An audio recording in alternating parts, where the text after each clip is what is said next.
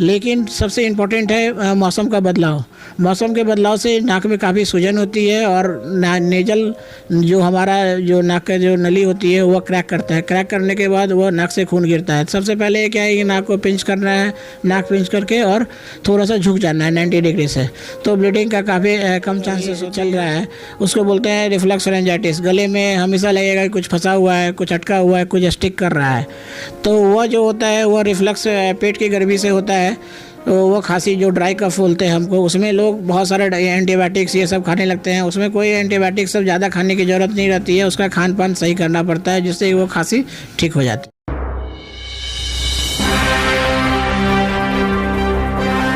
नमस्कार, बिहार मिथिला न्यूज़ में आपका स्वागत है। मैं हूं मनोज। देखिए, किसी के ज़िंदगी पर अगर स्वास्थ्य सेवा कई मायने में प्रभावित कर सकती है। थोड़ी सी भी लापरवाही, अगर थोड़ी सी भी लेट लतीफ़ी हो जाती है आपके निर्णय करने में या डॉक्टर से सलाह लेने में, तो आप काफ़ी मुसीबत में फंस सकते हैं। उसके बाद फिर आप उभरे ना उभरे ये बात की बात है, लेकिन मुसीबत आपको हमेशा रह सकती है। हम बता दें ईएनटी का सबसे ज़्यादा प्रभाव रहा है। हम बता दें कि गांव देहात से भी लोग हमें कई बार फ़ोन करके बोलते हैं कि ईएनटी में हमें समस्या है और साई हॉस्पिटल हमें जाना है। कैसे जाएंगे? दूर दराज से, नेपाल तक से भी फ़ोन आते हैं। हमने कई मोबाइल नंबर भी हमने ट्रांसफ़र किया। अभी के समय ठंड को लेकर के ईएनटी में क्या सबसे ज़्यादा प्रॉब्लम आपके सामने आ रही है? ईएनटी में सबसे कॉमन है अभी सर्दी जुकाम। सर्दी जुकाम से कान की बीमारियां, नाक की बीमारियां होने की अभी बहुत ज़्यादा संभावना ही होती है। क्योंकि अभी ठंड के मौसम में क्या होता है कि सबसे अभी कॉमन हम लोग के यहाँ सर्दी जुकाम, नाक से खून गिरना, कान में दर्द होना। क्योंकि और छोटे जो नवजात बच्चे होते हैं उसको ढंग से रखना पड़ता है, नहीं तो क्या कान की नली बंद हो जाती है तो उसको काफ़ी पेन होता है, तो बच्चा रात भर रोता रहता है। प्लस अभी क्या है कि ओल्ड एजों में क्या है कि वेसो कंस्ट्रिक्शन होता है, नाक में सूज गया। बूढ़े लोग सांस लेने में दिक्कत होने लगती है, तो रात में बेचैनी होती है काफ़ी उन्हें। तो अभी है कि ठंड से बचना है, जब तक धूप ना निकले बाहर नहीं निकलना है, और बच्चों को भी ठंड से बचाना रहा। अब इसमें है कि कान में अभी काफ़ी समस्या होने लगती है, क्योंकि कान में एक्यूट पेन काफ़ी, सर्दी जुकाम से कान की नली बंद होती है तो कान में बहुत सारा दर्द होता है।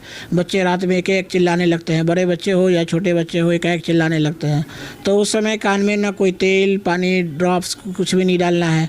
केवल सर्दी की जो दवाइयाँ होती है वो देना है। दर्द की दवाई देनी है, सर्दी की दवाई देनी है, एलर्जी की दवाई देनी है, और कान में कभी कुछ नहीं डालना है। और अभी रोज़ाना अभी देखने को मिलता है कि लोग अभी नाक से खून गिरने वाले काफ़ी आते हैं। तो अभी मौसम जो बदलाव होता है तो नाक में काफ़ी सूखापन होता है। सर्दी जुकाम से भी नाक में काफ़ी स्वेलिंग होती है, जिसके कारण से नाक से खून गिरता है। लोग परेशान होते हैं कि हमें कोई बीमारी हो गया है। कोई डरने की बात नहीं है, इसमें कोई बीमारी ऐसी कुछ भी नहीं होती है। बहुत रेयर चांस में कोई माँ से नाक में हुई या कोई ट्यूमर हुआ। ज़्यादातर नाक सूखने से ब्लड आता है। तो अभी बच्चों लोग काफ़ी आते हैं, बड़े आते हैं, बुजुर्ग आते हैं कि नाक से खून गिरा। तो लोग पूछते हैं कि हाइपरटेंसिव एपिटैक्सिस है, मतलब नाक से ब्लड प्रेशर की वजह से नाक से खून नहीं आता है। नहीं, ब्लड प्रेशर से नाक से खून से प्रॉब्लम होता है, लेकिन सबसे इम्पोर्टेंट है मौसम का बदलाव। मौसम के बदलाव से नाक में काफ़ी सूजन होती है और नेजल जो हमारा जो नाक का जो नली होती है वह क्रैक करता है। क्रैक करने के बाद वह नाक से खून गिरता है। सबसे पहले क्या है कि नाक को पिंच करना है, नाक पिंच करके और थोड़ा सा झुक जाना है 90 डिग्री से, तो ब्लीडिंग का काफ़ी कम चांसेस होती हैं। प्लस नाक न सूखे उसकी दवाइयाँ डालनी है, और बाकी ज़्यादा अगर ब्लीडिंग लगे तो आप नज़दीकी डॉक्टर से सलाह ले सकते हैं। कभी कभी कहा जाता है कि लोग सर्दी में खांसने लगते हैं, तो ये खांसने जो है वो बुखार से, सर्दी से, जुकाम से होता है या फिर गला से संबंधित कुछ ऐसा इन्फेक्शन होता है उससे जो एक एक महीने तक खांसते रहते हैं, कभी खिचखिच होता है? वो अभी जो हमारे यहाँ अभी जो है अपने खान पान का जो अभी चल रहा है उसको बोलते हैं रिफ्लक्स फेरेंजाइटिस। गले में हमेशा लगेगा कि कुछ फंसा हुआ है, कुछ अटका हुआ है, कुछ स्टिक कर रहा है। तो वह जो होता है वह रिफ्लक्स पेट की गर्मी से होता है। तो वो खांसी जो ड्राई कफ बोलते हैं हमको, उसमें लोग बहुत सारे एंटीबायोटिक्स ये सब खाने लगते हैं। उसमें कोई एंटीबायोटिक्स सब ज़्यादा खाने की ज़रूरत नहीं रहती है। उसका खान पान सही करना पड़ता है, जिससे वो खांसी ठीक हो जाती है।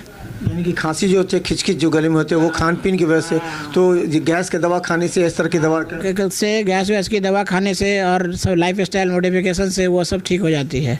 अभी जो बहुत चला हुआ है, क्योंकि बाज़ार की चीज़ें बहुत खाते हैं बच्चों लोग, तो उससे ज़्यादा ये सब ड्राई कफ होता है बहुत ज़्यादा सूखने के लिए। अच्छा, आपने 1 साल पहले ऑपरेशन का एक नया यूनिट के लिए आपने की थी और बाहर से देश विदेश से कई ऐसे डॉक्टर्स आए थे, उसका क्या असर पड़ा? कितने लोगों को उस तरह गंभीर ऑपरेशन हुए और उससे लोगों को क्या फ़ायदा मिल रहा है और उसका कैसे आप ऑपरेशन कर रहे हैं, किन किन बीमारियों का?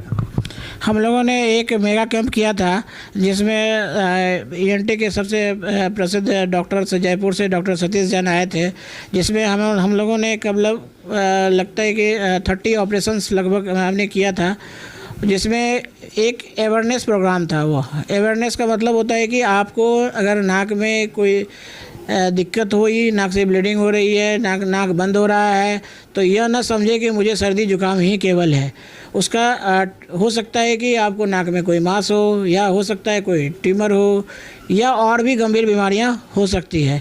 इसलिए हमने एक अवेयरनेस प्रोग्राम किया था जिसमें काफ़ी दूर दूर से बिहार झारखंड के लगभग 300 डॉक्टर्स आए थे, जिसको मैंने परीक्षण दिलवाया था और उन्होंने सब देखा और काफ़ी एंजॉय किया, काफ़ी सीखने की चीज़ें मिली। और इससे क्या हुआ कि दरभंगा के लोगों को और प्लस मधुबनी, दरभंगा, ये बोकारो, झारखंड से भी मरीज सब आए थे। काफ़ी अवेयरनेस हुआ कि हाँ, ये बीमारियां होती है, इसमें जाके इलाज कराने की ज़रूरत होती है और डॉक्टर की सलाह लेने की ज़रूरत होती है।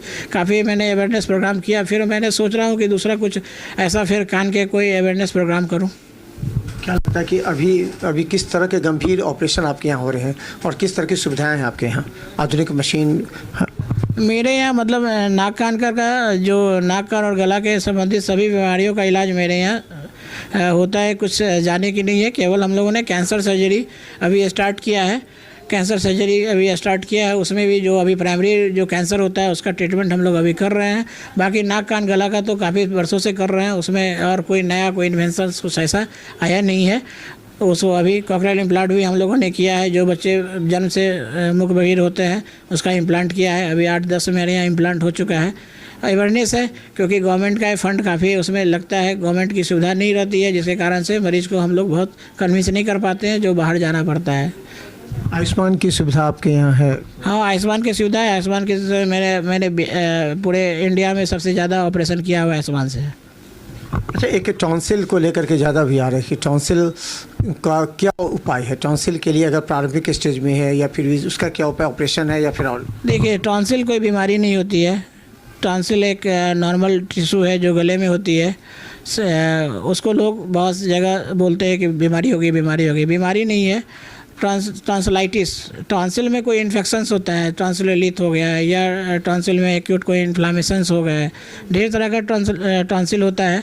अगर टॉन्सिल में डिस्फेजिया मतलब खाने में दिक्कत या पेन, फीवर अगर महीने में एक बार या साल में अगर एक बार होता है तो उसको हम लोग नेगलेक्ट करते हो तो कोई बीमारी नहीं है। अगर साल में 5 बार 6 बार रिकरेंट टॉन्सिलाइटिस मतलब बार बार आपको अगर इन्फेक्शन हो रहा है, बुखार लग रही है, सर्दी खांसी हो रही है, बार बार अगर हो रहा है तो उसकी सर्जरी करानी पड़ती है। ब्रेन का ईएनटी से क्या कहा जाता है कि ब्रेन में अंदर अचानक न्यूरो प्रॉब्लम हो जाता है, तो क्या लगता है कि नाक कान गला से संबंधित कुछ बीमारी उसका असर पड़ता है, इफेक्ट पड़ता है कि? एकदम पड़ता है, क्योंकि अगर हमारे कान में अगर कान से सबसे पहले हम कान के बारे में बता दें आपको। सबसे पहले कान अगर बहता रहता है, अगर मान लीजिए क्रॉनिक्स है, बचपने से कान बह रहा है, कान की हड्डी में इन्फेक्शंस है, तो क्या होता है कि वह ब्रिज करता है बोन, और बोन से ब्रेन में चला जाता है, तो ब्रेन एब्सेस हो जाता है, मेनिंजाइटिस हो जाती है, बहुत तरह की बीमारियां कान से हो जाती है। इसलिए उसको नेगलेक्ट नहीं करना रहता है। अगर सेफ ईयर है, केवल झिल्ली फटा हुआ है, तो आप वेट भी कर सकते हैं, लेकिन जब हड्डी में बीमारी पकड़ ली है तो ब्रेन में जाने की बहुत ज़्यादा संभावनाएं होती है कान से। दूसरा होता है नाक भी बहुत ब्रेन के नज़दीक होता है। अगर नाक में बहुत दिनों से अगर मांस है तो धीरे धीरे अगर फंगल साइनसाइटिस होते हैं तो बोन को वह खाता रहता है, बोन खा के फंगल इन्फेक्शन ब्रेन में जाने की चांस रहती है, जिससे कि मरीज को घातक बीमारियां होने की चांसेस रहती है। नाक से, ब्रेन से और गला से बहुत ज़्यादा ब्रेन का नहीं रहता है। कुछ ऐसा है कार्सिनोमा, कैंसर, ट्यूमर जिससे कि थोड़ा सा ब्रेन से रिलेटेड रहता है, लेकिन कान और नाक जो है वह पूरे ब्रेन के नज़दीक है और ब्रेन में बीमारी जाने की बहुत संभावनाएं पड़ी रहती है। अच्छा, आपके यहाँ बाहर से नेपाल से भी मरीज आते हैं, कई लोग फ़ोन कॉल्स करते हैं। एक कोई ऐसा ऑनलाइन सुविधा है जिससे मरीज़ जो बाहर के हैं, जो कि दरभंगा से बाहर हैं, उन्हें काफ़ी परेशानी होती है, वो हमें फ़ोन करते हैं, हमें थोड़ा सा दिखवा दीजिए, थोड़ा सा हम, तो उन लोगों के लिए कोई ऑनलाइन सुविधा जो रजिस्ट्रेशन करवा सके या फिर जो उनको समय मिल जाए, जैसे एम्स में होता है कि आज 1 महीना पहले का रजिस्ट्रेशन करवा सके, 10 दिन पहले का, इस तरह का? नहीं, वो नंबर है, वो डिस्प्ले प्रिस्क्रिप्शन पर भी रहता है और बाकी मीडिया माध्यम से भी हमारा यहाँ डिस्प्ले है, उस पर लोग फ़ोन करते हैं, नंबर लगाते हैं, वो तो अभी चल रहा है, वो तो होता है। ठंड के समय क्या सलाह देंगे लोगों को अंत में? अंत में हम यही दरभंगा वासियों या समस्तीपुर और मधुबनी वासियों को यही सलाह देंगे कि ठंड से थोड़ा बचे, सर्दी जुकाम से मास्क लगा के चले, टोपी पहने, हाँ, कान में कुछ ऐसे इचिंग हो या पेन हो तो तुरंत कान में दवाइयाँ ना डालें, डॉक्टर से तुरंत सलाह लें।